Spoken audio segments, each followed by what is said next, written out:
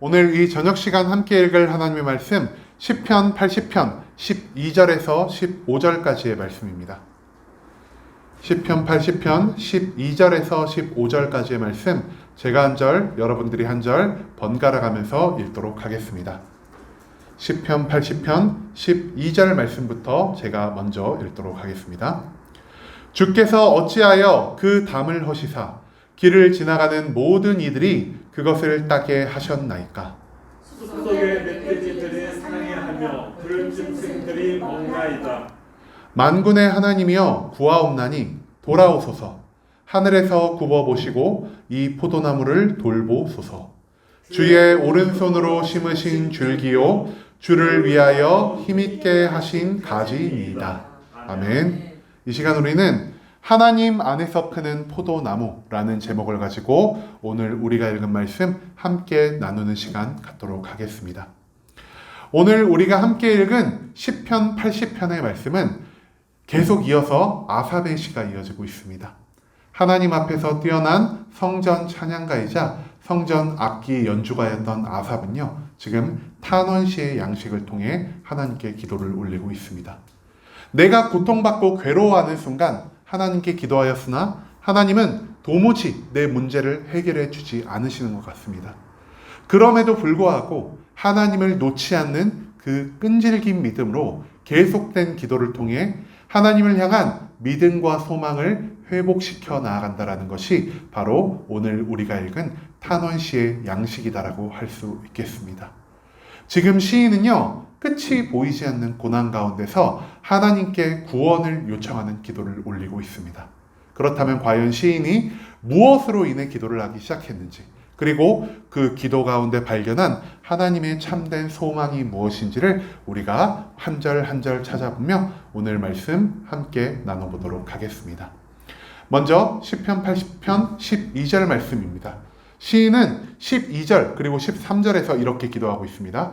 주께서 어찌하여 그 담을 허시사 길을 지나가는 모든 이들이 그것을 따게 하셨나이까. 숲속의 멧돼지들이 상해하며 들짐승들이 먹나이다라고 말이죠. 지금 시인은요, 이스라엘 자기 민족과 자기가 동시에 경험하는 엄청난 재난 가운데서 괴로움에 떨고 있습니다. 그러면서 하나님께 구원을 요청하고 있는데요. 이 시인이 80편에서 이스라엘을 조금 독특한 단어로 표현을 합니다. 이스라엘을 단순히 우리 민족, 하나님의 백성 등으로 표현하지 않고요. 이스라엘을 포도나무라고 표현하고 있습니다. 여러분, 포도나무는요, 성경에서 굉장히 특별한 의미를 지니고 있습니다. 성경은요, 포도나무를 풍요로움, 그리고 행복의 상징으로 묘사를 하고 있다는 것이죠. 이스라엘 백성은 하나님 안에서 열심과 최선을 다해 살아왔습니다. 그리고 하나님이 이스라엘을 사랑하사 그들에게 복 주시고 그들에게 모든 것을 충만하게 공급해 주셨기 때문에 이스라엘은 그 열심을 통해서, 특별히 하나님 안에서 살아가는 열심을 통하여 자기가 얻을 수 있는 모든 풍요로움과 행복을 누리며 살아갈 수 있었다라는 것입니다. 그런데요, 내가 이것을 계속 하나님 안에서 누리고 살아가면은 얼마나 기쁜 삶이겠습니까? 사람은요, 계속 축복이 반복되다 보면은 이것이 하나님께로부터 온 것이 아니라 나의 힘과 능력으로 모든 것을 이루었다라고 생각하는 그런 어리석음을 범할 때가 너무나 많다라는 것입니다. 이스라엘 백성은 하나님을 점점 멀리하기 시작했습니다.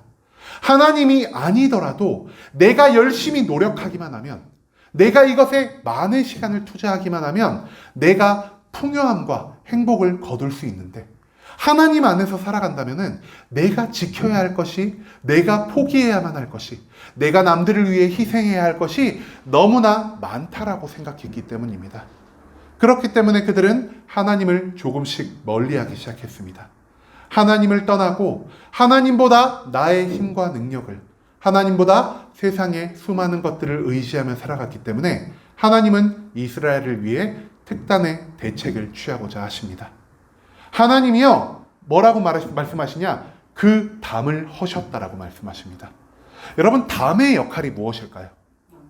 담장의 역할은요, 벽돌이나 아니면은 좀 낮은 나무를 가지고 내가 소중하게 보호해야 하는 것을 빙 둘러싸서 외부의 위험으로부터, 외부의 약탈로부터 무언가를 보호하기 위해, 지키기 위해 존재하는 것이 바로 담이었다는 사실이죠.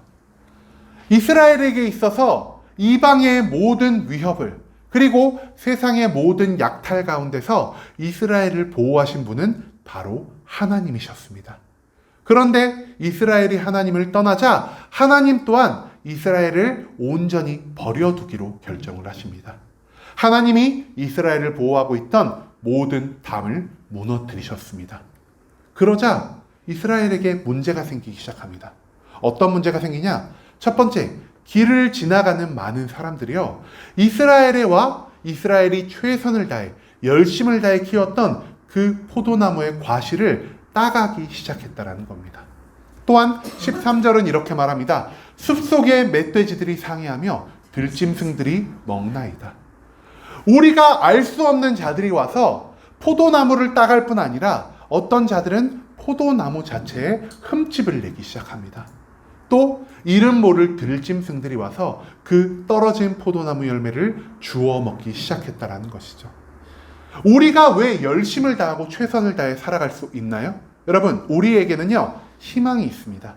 내가 정말 최선을 다해 살아간다면은, 내가 이 나의 삶의 자리에서 열심만 다한다면은, 내가 그래도 최소한의 행복을, 최소한의 풍요로움을 얻을 수 있다는 그 희망으로 인해 우리가 열심을 다하여 살고 있을 것입니다. 그런데요, 하나님 바깥을 벗어나자 이스라엘은요, 자기의 행복과 풍요를 위해 열심히 살아왔던 그 모든 열매들, 즉 자신들의 행복을 위한 것들, 자신들의 재물을 위한 것들을 모두 다른 사람들에게 약탈당하기 시작했다라는 것이죠. 하나님이 함께하지 않는 가운데서 내가 하는 모든 노력들은요, 나의 만족과 나의 유익으로 돌아오지 않는다는 겁니다. 하나님은요, 하나님 밖에서 열심을 다해 살아가는 사람들의 그 결실을 가지고 오히려 다른 사람들의 배를 불리게 하실 수 있는 그런 능력이 있다는 것을 시인은 이 고난 가운데서 깨달았다는 것이죠. 그 다음 14절 말씀입니다. 시인은요, 이제 고난 가운데서 하나님이 우리를 지켜주셨다는 것을, 하나님이 우리 포도나무의 담장이 되어주셨다는 것을 확실히 발견할 수 있게 됩니다. 그렇게 시인은 이렇게 기도합니다. 만군의 하나님이여 구하옵나니 돌아오소서, 하늘에서 굽어보시고 이 포도나무를 돌보소서라고 말하고 있습니다. 시인은요, 이제 하나님께 회개하며 나아갑니다.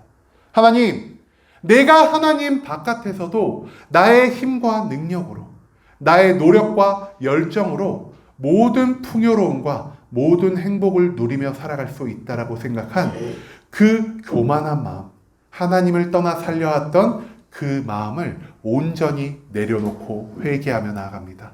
하나님, 다시 우리를 불쌍히 여겨 주시옵소서. 과거처럼 하나님이 다시 나의 하나님, 우리 민족의 하나님이 되시어 우리에게 과거에 하셨던 일처럼 그 담장처럼 우리를 보호하여 주시고 우리의 길을 인도하여 주시옵소서. 하나님 안에서만 참된 풍요로움이, 참된 행복이 발생한다라는 것을 이제야 내가 깨닫게 되었습니다라는 것을 하나님께 고백하며 나아갑니다. 마지막 15절 말씀입니다. 시인은 이 15절 말씀에서요, 자기가 여태껏 생각해온 모든 생각을 완전히 뒤집어 버리기 시작합니다. 시인은 이렇게 기도합니다. 주의 오른손으로 심으신 줄기요, 주를 위하여 힘있게 하신 가지미이다라고 말이죠. 시인은요, 이런 기도 가운데서 무엇을 깨닫냐? 사실 나의 행복과 풍요로움을 위해 심어왔다고 생각했던 이 포도나무를 사실 내가 심은 것이 아니었다라는 것을 깨닫게 됩니다. 내가 애초부터 이것을 심고 내가 나의 행복을, 나의 풍요를 애초부터 원하였기 때문에 이 포도나무를 키우게 된 것이 아니라 처음부터 우리를 사랑하시고 처음부터 우리에게 복 주시길 원했던 하나님이 우리보다 앞서 주의 오른손, 그 능력의 손으로 우리에게 행복함을, 우리에게 풍요로움을 주기 위하여 하나님이 우리보다 먼저 포도나무 줄기를 심으셨다라는 것을 시인이 깨닫게 되었다라는 것이죠. 또한 시인은 그동안 오해하며 살았습니다. 하나님이 아무리 우리를 지켜주시면 뭐해? 내가 하나님 안에서 열심과 최선을 다해 살아야만 내가 이 모든 것을 누릴 수 있는 게 아니겠어?